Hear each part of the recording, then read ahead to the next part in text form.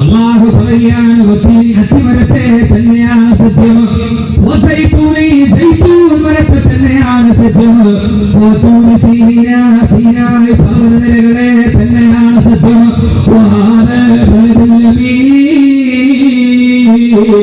വിശ്വസമായി മക്കാ പട്ടണത്തെ തന്നെയാണ് സത്യം. പടച്ചതമ്പുരാൻ സത്യമിട്ട് പറയുകയാണ്, അത്തിമരത്തെ തന്നെയാണ് സത്യം, സീനായി പർവ്വതനിരകളെ, മൗണ്ട് സീനായി പർവ്വതനിരകളെ തന്നെയാണ് സത്യം, ഈ വിശ്വസമായ മക്കാ പട്ടണത്തെ തന്നെയാണ് സത്യം. അല്ലാഹു പറയുകയാണ്, ഒരു പ്രധാനപ്പെട്ട കാര്യം പറയാനാണ് ഈ പ്രപഞ്ച വിസ്മയങ്ങളെ ഞാൻ സത്യം ചെയ്ത് പറയുക. ഇതിനേക്കാളേറെ അത്തിമരത്തെക്കാളേറെ പടത്തെക്കാളേറെ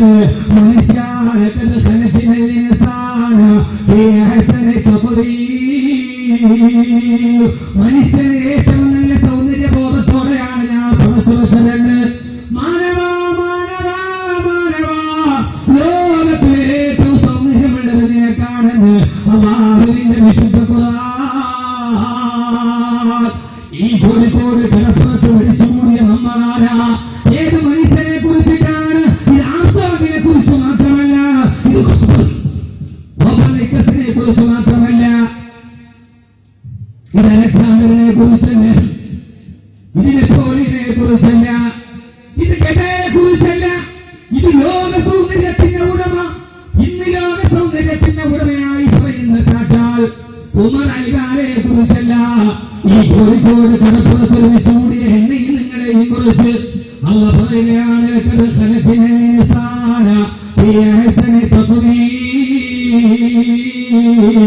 മനുഷ്യനെ സൃഷ്ടിച്ചത് ഏറ്റവും വലിയ സൗന്ദര്യത്തോടെയാണ് മാനവ. അമ്പിളിയെക്കാളേറെ, സൂര്യനേക്കാളേറെ, ഈ താരാപഥങ്ങളെക്കാളേറെ, ആകാശത്തിൽ പൊന്തി വിളിക്കുന്ന നക്ഷത്രഗോളത്തെക്കാളേറെ, കാർത്തിക നക്ഷത്രത്തെക്കാളേറെ, മാരകലഹരിയായ നൈനിറ്റാളിനേക്കാളേറെ, ലോസ് ആഞ്ചലസിനേക്കാളേറെ ഏറ്റവും വലിയ സൗന്ദര്യം എന്റെയും നിന്റെയും ജീവിതത്തിലാണ് അല്ലാഹുവിന്റെ വിശുദ്ധ ഖുർആൻ. ഈ സൗന്ദര്യം ഏത് സൗന്ദര്യമാണ്? ഇതേത് സൗന്ദര്യമാണ്?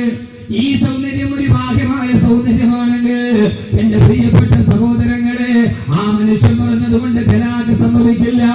14 രാവിലെ പൗർണമി ചന്ദ്രനേക്കാൾ വലിയ സൗന്ദര്യം അത് മാനവാ, മാനവാ, മാനവാ, മനിതനെ, മനുഷ്യനെ, മനുഷ്യനെ, മാനവനെ, നിനക്കാണ് ഏറ്റവും വലിയ സൗന്ദര്യമെന്ന് ഖുർആൻ പറയുമ്പോ ഇതേത് സൗന്ദര്യമാണ്? അങ്ങനെ നമ്മൾ ഉദ്ഘാടനം ചെയ്ത ബഹുമാനായ സ്വയത്തിന്റെ പ്രിയപ്പെട്ട ജനറൽ സെക്രട്ടറി ബഹുമാനായ അല്ലാഹു അദ്ദേഹത്തിന് ആരോഗ്യത്തോടുകൂടിയുള്ള ദീർഘായുസ്സ് നൽകി അനുഗ്രഹിക്കുമാറാകട്ടെ. കഴിഞ്ഞ ആഴ്ച ദുബായ് വിമാനത്താവളത്തിൽ നിന്ന് 17 മണിക്കൂർ, ഒരേ മണിക്കൂർ 17 മണിക്കൂർ എന്നോട് പറഞ്ഞ വാക്കവി 17 മണിക്കൂർ സഞ്ചരിച്ചിട്ടാണ് ഇരുണ്ട ഭൂഖണ്ഡമായ ആഫ്രിക്കയുടെ സെനഗൽ നഗരത്തിലെത്തിയത്. ലോക സൂഫി സമ്മേളനത്തിൽ പോകാൻ എസ്ഐഎസിന്റെ സ്റ്റേറ്റ് ജനറൽ സെക്രട്ടറി പോയപ്പോ അതേ ദുനിയാവിൽ ആരും അറിഞ്ഞില്ല.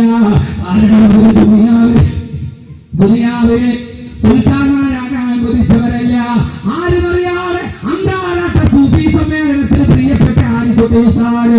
അങ്ങനെ ആഫ്രിക്കയുടെ സെനഗലിലേക്ക് പോയി. ആഫ്രിക്കയുടെ വനാന്തരങ്ങളിൽ കറുത്ത് ധരിച്ച കറുത്ത ചുണ്ടുമായി കറുകറുത്ത ശരീരവുമായി ജീവിക്കുന്ന ആഫ്രിക്കൻ നീഗ്രോയുടെ മുഖത്ത് നോക്കിയിട്ട് എങ്ങനെയാ പറയുക?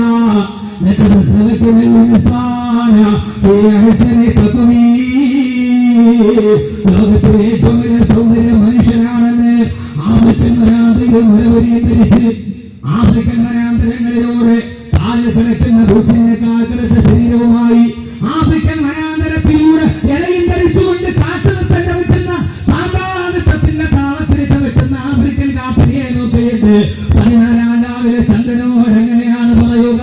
ചന്ദ്രഗോളമേ, നിനക്കെന്റെ സൗന്ദര്യം, നിനക്ക് മഞ്ചില്ല ഗോളമേ, നിനക്ക് ചോദിച്ചില്ല ഗോളമേ, ഈ ലോകത്തെ ഏറ്റവും മുൻപുള്ളത് ഈ ആഫ്രിക്കൻ കാപ്പിരിക്കുന്നാണെന്ന് എങ്ങനെയാണ് പറയുക? അങ്ങനെ പറയാൻ കഴിയണമെങ്കിൽ സഹോദരങ്ങളെ, അത് പെണ്ണിന്റെ സൗന്ദര്യമല്ല, അത് കവന കൗമുദിയുടെ സൗന്ദര്യമല്ല, അത് മുഖത്തിന്റെ രാജ്യഭാവങ്ങളല്ല, അത് ഈ ശരീരത്തിന്റെ നിറം മെലനിൻ എന്ന രാസവസ്തുവിന്റെ ഏറ്റക്കുറച്ചിലുണ്ടെങ്കിൽ ചിലപ്പോൾ വെളുത്തനാകും, ചിലപ്പോൾ കറുത്തനായി മാറും. ഈ സൗന്ദര്യമേതെന്നറിയോ? ആ സൗന്ദര്യമാണ് ലോകത്തിന്റെ സൗന്ദര്യം. ആ സൗന്ദര്യത്തെ കുറിച്ച് ലോകത്തോട് പഠിച്ചു കാണുമെന്ന് ലോകം കണ്ട ഏറ്റവും വലിയ സൗന്ദര്യത്തിന്റെ പ്രോച്ചന പ്രഭാതകോളമേ ആദരവായ പ്രവാചകൻ നബി മുഹമ്മദ് മുസ്തഫ.